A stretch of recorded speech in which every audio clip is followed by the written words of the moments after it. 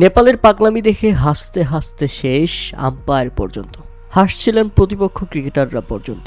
হ্যাঁ দর্শক, নেপালের বোলার সম্পল কামি, তিনি দুর্দান্ত বোলিং করেছেন এদিন। 4 ওভারে খরচ করেছেন 25 রান, তুলে নিয়েছেন তিনটি উইকেট। আর উইকেট পাওয়ার উদযাপনে তিনি এক পর্যায়ে আনন্দের তপস্যা করতে বসে গেলেন, আর যেটা দেখে হাসি আটকাতে পারেননি আম্পায়ার। তাই তো প্রথমে ব্যাটিং করতে নেমে নির্ধারিত 20 ওভারে 7 উইকেট হারিয়ে 170 রানের বিশাল লক্ষ্য দাঁড় করায় স্কটল্যান্ড। তবে জবাব দিতে নেমে নেপাল 4 বল হাতে রেখেই সেটাকে টপকে গেছে, 7 উইকেটের বড় ব্যবধানে জয় তুলে নিয়েছে। হ্যাঁ দর্শক, বাংলাদেশের নামধারী স্কটল্যান্ড নেপালের বিপক্ষেও জিততে পারল না।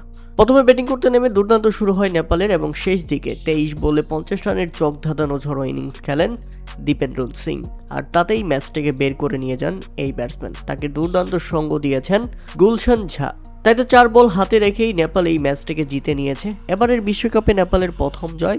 দারুণ উদ্দীপনা নিয়ে এবারের বিশ্বকাপ খেলতে এসেছিল নেপাল, বিশেষ করে তাদের সমর্থকদের ক্রেজ ছিল সবচেয়ে বেশি। ক্রিকেটে নেপালের উন্নতি চোখে পড়ার মতো।